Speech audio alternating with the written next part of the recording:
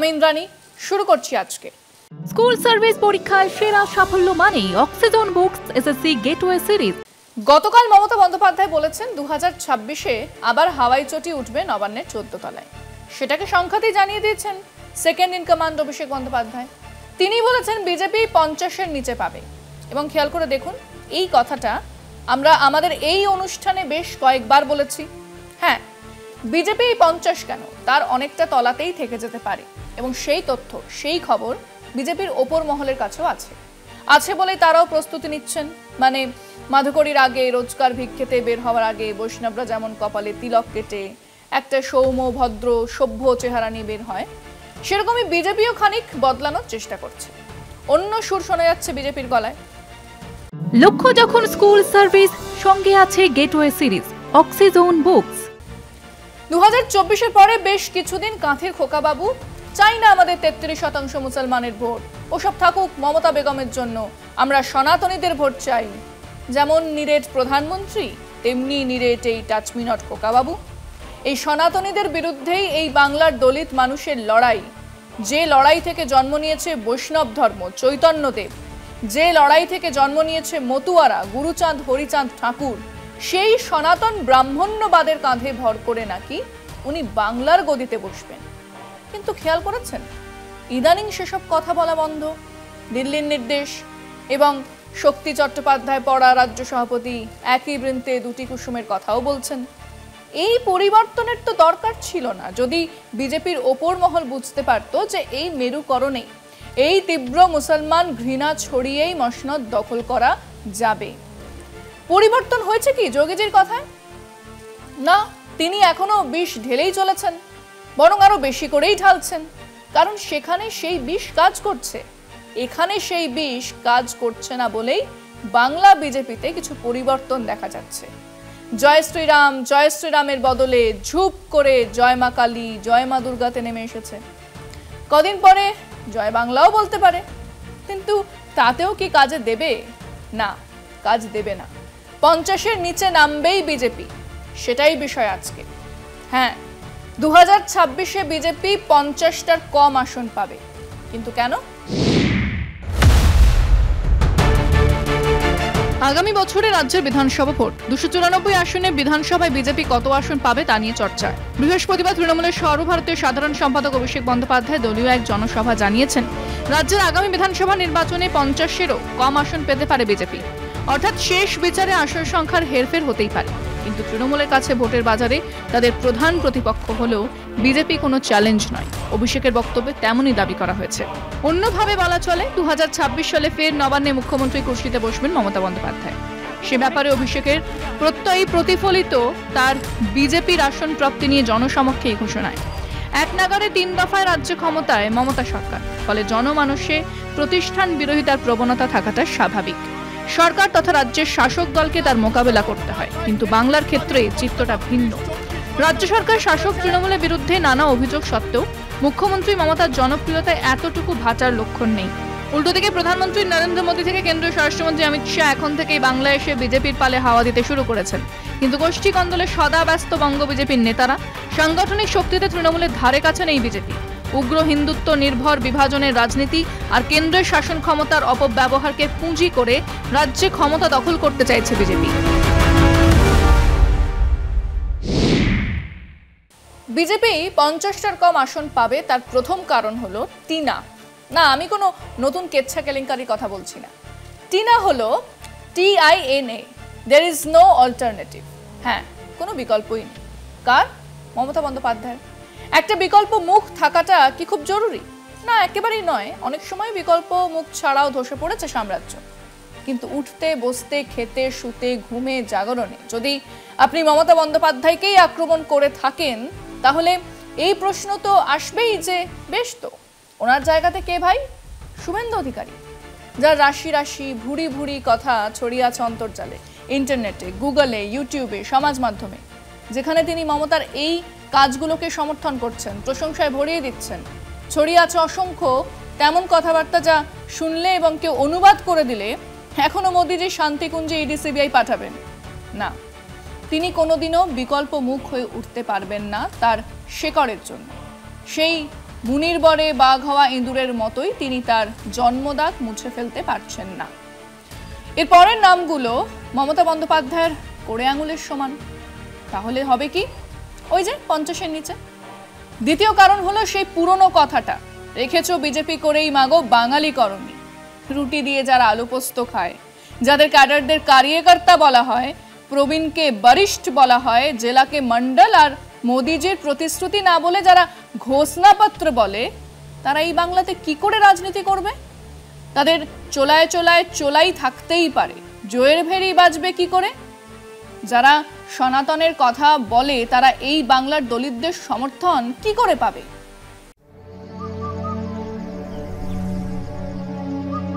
আপনার প্রিয় মাকাই বাড়ি এখন নতুন প্যাকে।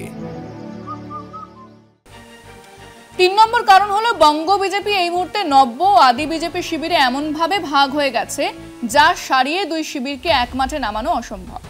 এক দল অন্য দলের যাবতীয় তথ্য দিচ্ছে তৃণমূলের বিভিন্ন নেতাকে। 4 নম্বর কারণ হলো মমতার মহিলা ভোট, যা লক্ষ্মীর ভান্ডার থেকে আসে, যা কন্যাশ্রী থেকে আসে, যা স্বাস্থ্য সাথী থেকে আসে, সেই রামবান সামলানোর দাওয়াই নেই বিজেপির কাছে। কারণ বিভিন্ন রাজ্যে তারাই মমতা সরকারের এই প্রকল্পগুলোকে টুকেছেন। 5 নম্বর কারণ হলো এখনো সিপিএম বা কংগ্রেসের কিছু ভোট থেকে যাওয়া।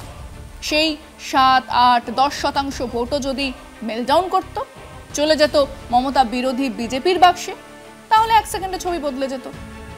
কিন্তু তা হচ্ছে না। আর সেটা যেন না হয় তার জন্য তৃণমূল নেত্রীর একটা চোখ সদা সতর্ক থাকে। কিছুদিন পর পর অন্তত সমাজ মাধ্যমে অন্তত ওই 5, 7, 8% ভোটারদের কাছে সিপিএমকে রেলেভেন্ট করে রাখা হয়।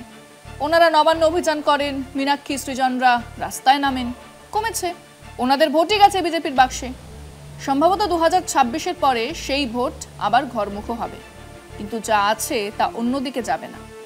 এবং আছেন বিজেপি বিরোধী সিপিএম নয়, কংগ্রেস নয়, এমন এক বিরাট বাম উদার গণতান্ত্রিক সমাজ যারা লেসার এভিলকে জেনে বুঝেই ভোট দেবেন। আর শেষ অঙ্কটা হলো পারসেপশন, ধারণা।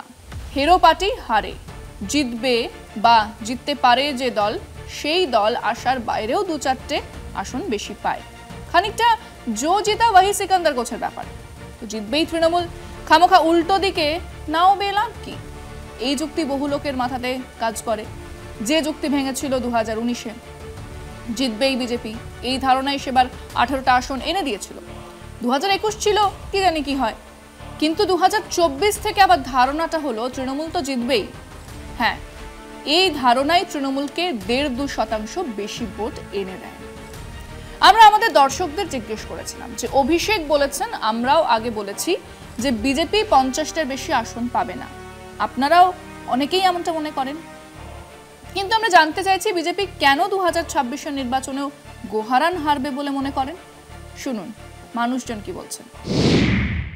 আসন সংখ্যা যে কমবে এটা আমরাও সেটাই অনুমান করছি, কারণ 21 সালে যেটা হয়েছিল সেখানে আমাদের কংগ্রেস এবং সিপিএমে বেশ কিছু ভোট কিন্তু বিজেপিকে দিয়েছিল, কিন্তু এখন তারা মর্মে মর্মে বুঝতে পেরেছে যে বিজেপির সাথে থাকা যাবে না। বাঙালির বিরুদ্ধে বলবো, আবার বাঙালি ভোট দেবে, বাঙালি কি বোকা নাকি?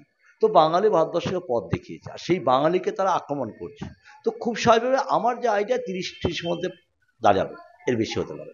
বিভাজন নীতি, বাঙালিদের উপর অত্যাচার, বাঙালি খেয়ে দাও, বাঙালি বাংলাদেশ, যারাই বাঙালি তারাই বাংলাদেশ, এই পরিস্থিতিতে কিন্তু বিজেপি আর আমাদের ওয়েস্ট বেঙ্গলে ভোট পাবে না। মুখ্যমন্ত্রী আমাদের যা করেছে, মহিলাদের জন্য কত কিছু প্রকল্প বের করেছে, সেই জন্যই বিজেপি হারবে, কিছু করে না বলেই। ভালো রেজাল্ট করতে পারবে না, টিএমসি ভালো রেজাল্ট করবে। কেন্দ্রীয় সরকারের জনবিরোধী যে নীতি, তার ফলে জনসাধারণের যে কষ্ট, সেটার জন্যই মানুষ আর এই বিজেপি নামক দলটিকে চাইছি না। মতুয়া সম্প্রদায়ের 2 ভাই গেছিলেন কাজে রানাঘাট মাঠ পাড়ায়, তাদেরকে আটকে রাখা হয়েছে কেন?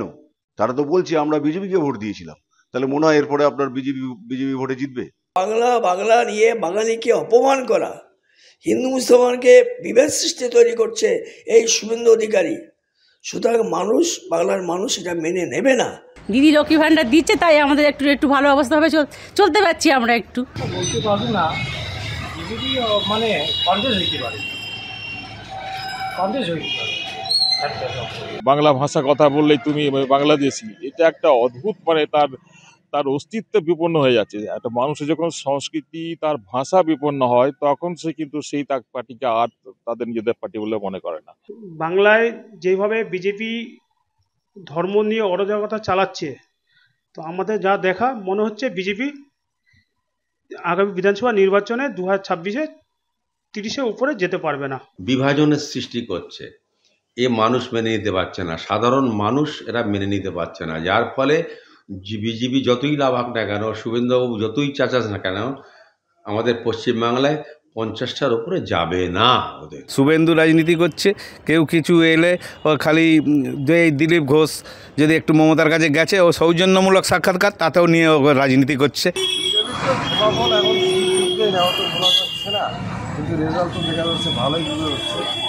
বিজেপির ক্রমাগত জনস্বার্থ বিরোধী সিদ্ধান্তের বিরুদ্ধে নাকাল হচ্ছেন, তার বিরুদ্ধে মানুষ ভোটাধিকার প্রয়োগ করে তৃণমূলকে আরো সুরক্ষিতভাবে, আরো বিপুল ভোটে এই রাজ্যে ক্ষমতায় আনতে চলেছে। প্রকল্প নেই তাদের, এবং তারা মানুষের কাছে পৌঁছাতেও পর্যন্ত পাচ্ছেন না।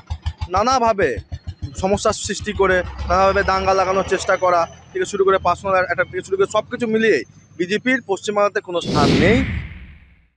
হ্যাঁ, শক্তি চাটুর্যের 3.5খানা কবিতা মুখস্থ থাকা রাজ্য সভাপতিকে আনা হয়েছে।